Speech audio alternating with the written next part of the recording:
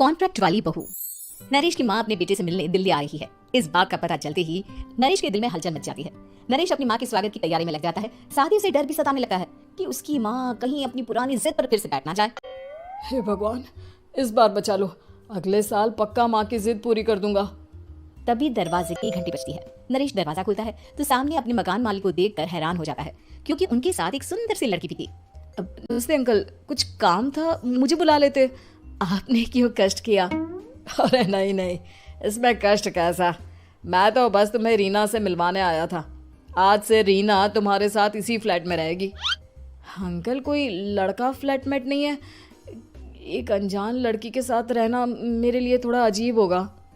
देखो नरेश, मैं तुम्हें पहले भी बता चुका हूँ कि इस फ्लैट में तुम्हें किसी ना किसी के साथ एडजस्ट करना ही होगा, या फिर तुम अकेले पूरे फ्लैट का किराया दे दो, मैं किसी को नहीं रखूंगा।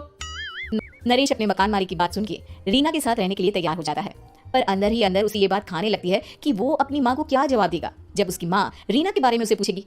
दिन बीतने लगते हैं। नरेश और रीना अच्छे दोस्त भी बन जाते हैं, पर अभी भी नरेश अपनी प्रॉब्लम का सोल्यूशन नहीं ढूंढ पाता। एक दिन नरेश बहुत परेशान सा बैठा होता है। तभी रीना उसे पूछती है, ओह नरेश, तुम काफी परेशान लग रहे हो, सब ठीक तो है ना? हाँ सब ठीक है, बस एक छोटी सी प्रॉब्लम है। वो एक्चुअली 2 दिन बाद मेरी माँ मुझसे मिलने आ रही है। अरे तो इसमें प्रॉब्लम क्या है? ये तो खुशी की बात है। हाँ रीना, बट मेरी माँ एक जिद लेकर बैठ गई है कि मैं शादी कर लूँ, पर मैं अभी इस चीज़ के लिए तैयार नहीं हूँ। ऊपर से जब वो तुम्हें देखेगी तो 100 सवाल करेगी, क्या जवाब दूंगा? अरे इसमें कोई टेंशन वाली बात नहीं है। मेरे पास ना इस प्रॉब्लम का सोल्यूशन है, जिससे ना तुम्हें शादी करनी पड़ेगी और ना ही तुम्हारी माँ मेरे बारे में कुछ पूछेंगी। रीना की बात सुनकर नरेश सोच में डूब जाता है। वो सोचता है कि रीना खुले ख्यालों वाली लड़की है, कहीं माँ को सच बता ना दे। नरेश को सोच में डूबा देखकर रीना कहती है, अरे क्या हुआ, किस सोच में पड़ गए? डोंट वरी, जैसा तुम सोच रहे हो ना वैसे कुछ भी नहीं है। मेरे पास एक प्लान है। मैं कुछ समझ नहीं पा रहा हूँ, कैसा प्लान? मैं समझाती हूँ। हम ना एक कॉन्ट्रैक्ट मैरिज कर लेते हैं। फिलहाल मेरे पास जॉब नहीं है, तो तुम इस रूम का किराया दे देना जब तक तुम्हारी माँ यहाँ रहेंगी, सिर्फ तब तक। और तुम अपनी माँ से कह देना कि मैं तुम्हारी पत्नी हूँ, इससे वो मेरे यहाँ रहने पर कोई सवाल भी नहीं करेंगी। अरे बात तुम्हारी ठीक है, पर माँ से झूठ बोलना, ना ना बाबा, मैं ये रिस्क नहीं ले सकता। कोई और आइडिया दो ना तुम। देखो मंजूर हो तो बोलो, वरना सच बता दो, मुझे कोई प्रॉब्लम नहीं है। रीना की बात सुनकर नरेश सोच में डूब जाता है। बहुत सोचने के बाद जब उसे कोई रास्ता नहीं मिलता तो वो रीना के बताए हुए रास्ते पर चलने के लिए तैयार हो जाता है। वो रीना से बात करता है और अपनी माँ की पसंद और नापसंद के बारे में बताता है। रीना भी नरेश की सभी बातों को ध्यान से सुनती है, ताकि कहीं उससे कोई गलती ना हो जाए। आखिर वो दिन भी आ जाता है जब नरेश की माँ उससे मिलने दिल्ली आ जाती है। नरेश अपनी माँ को फ्लैट पर लेकर जाता है। जैसे ही नरेश की माँ फ्लैट के अंदर जाती है, रीना उसके पैर छू लेती है। ये देखकर नरेश की माँ थोड़ी घबरा जाती है और नरेश से पूछती है, अरे बेटा नरेश, ये कौन है? माँ, ये आपकी बहू रीना है। माफ़ी चाहता हूँ, सब कुछ इतनी जल्दी में हुआ कि आपको बता ही नहीं पाया, इसलिए सोचा कि क्यों ना आपको सरप्राइज दिया जाए। अरे बेटा, मैं तो बस तेरा घर बसा हुआ देखना चाहती थी। हाँ, बहुत अरमान थे अपनी इकलौती बेटी की शादी को लेकर, लेकिन कोई बात नहीं, शायद किस्मत को यही मंजूर होगा। ये कहते ही नरेश की माँ रीना को गले लगा लेती है।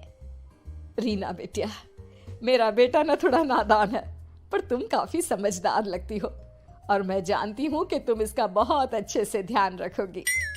माँ आप चिंता मत कीजिए, मैं सब संभाल लूंगी। नरेश की माँ अपने बहू और बेटे के साथ खुशी खुशी रहने लगती है। दिन बीतने लगते हैं। नरेश की माँ और रीना का रिश्ता बहुत मजबूत होता चला जाता है। वो दोनों सारा दिन एक साथ रहती क्या और खूब बातें करती। इधर साथ रहते रहते नरेश और रीना भी एक दूसरे से प्यार करने लगते हैं। दोनों को इस बात का एहसास हो जाता है, फिर भी वो इस बात को छुपा कर ही रखते हैं। एक दिन नरेश की माँ और रीना शादी के बारे में बात करने लगते हैं। रीना बिटिया, ये तो नरेश ने मुझे बिना बताए शादी कर ली, वरना मैं तो अपनी इकलौती बेटी की शादी इतनी धूमधाम से करती कि सारी दुनिया देखती रह जाती। अच्छा माँ, आप ऐसा भी क्या करती नरेश और मेरी शादी में जो दुनिया देखती रह जाती? अरे बिटिया, एक माँ के अरमान तुम अभी नहीं समझोगी। मैं तो अपनी बहू को एक रानी की तरह लेकर आती और शादी भी बिल्कुल शाही अंदाज में करती, पर मेरे तो सारे अरमान ऐसे ही रह गए। खैर, मुझे तो अपने बेटे और बहू की खुशी चाहिए बस। ये कहते हुए नरेश की माँ की आंखों में आंसू आ जाते हैं। रीना भी ये सुनकर ख्यालों में खो जाती है, क्योंकि वो भी मन ही मन खुद को नरेश की पत्नी और उसकी माँ की बहू मानने लगी थी। शाम को जब नरेश ऑफिस से घर आता है तो रीना खुद को रोक नहीं पाती और नरेश के सामने उसकी माँ को अपने और नरेश के रिश्ते का सारा सच बता देती है। रीना की बात सुनकर नरेश की माँ दोनों से बहुत नाराज हो जाती है और घर वापस जाने की बात करने लगती है। तुम दोनों ने मुझसे सच छुपाकर बहुत ठेस पहुंचाई है मुझे। अब तुम लोगों के साथ नहीं रहना चाहती मैं, कल ही वापस चली जाऊंगी अपने घर। माँ मुझे माफ कर दो, ये सब मैंने रीना के कहने पर ही किया है, वरना मैं भी आपको कभी ठेस पहुंचाने के बारे में सोच भी नहीं सकता। हाँ माँ, हमने ये सिर्फ आपका दिल रखने के लिए किया, प्लीज हम दोनों को माफ कर दीजिए। तुम दोनों ने मेरे अरमानों के साथ खिलवाड़ किया है और वैसे भी मुझे अपने बेटे के लिए एक अच्छी लड़की ढूंढनी है, इसलिए मेरा यहाँ से जाना ही बेहतर होगा। माँ की ये बात सुनकर रीना खुद को रोक नहीं पाती। माँ, क्या मैं आपके घर की बहू बनने लायक नहीं हूँ? रीना की बात सुनकर नरेश हैरान रह जाता है। नरेश की माँ भी कुछ समझ नहीं पाती। मैं कुछ समझी नहीं, आखिर तुम कहना क्या चाहती हो? माँ, मैं वो नरेश से बहुत प्यार करती हूँ और साथ ही साथ मैं आपको भी अपनी माँ मान बैठी हूँ। आज जब आपकी बातें सुनी तो खुद को रोक नहीं पाई, इसलिए सारा सच आपको बता दिया। रीना की बात सुनकर नरेश की माँ की आंखों में आंसू आ जाते हैं और वो अपने बेटे नरेश और रीना को गले लगा लेती है। मेरे घर की बहू तो सिर्फ रीना बिटिया ही बनेगी। मैं आज ही तुम दोनों की शादी की तारीख निकलवा दूंगी, बस एक बार तुम्हारे घर वाले मान जाए। उसी दिन रीना के माता पिता भी उनके फ्लैट पर आ जाते हैं। दोनों परिवार आपस में बैठकर बातें करते हैं और शादी के लिए राजी हो जाते हैं। रीना भी कॉन्ट्रैक्ट फाड़ देती है और कहती है, सही मायने में मैं अब बहू बनूंगी, अब तक तो सिर्फ कॉन्ट्रैक्ट वाली बहू थी।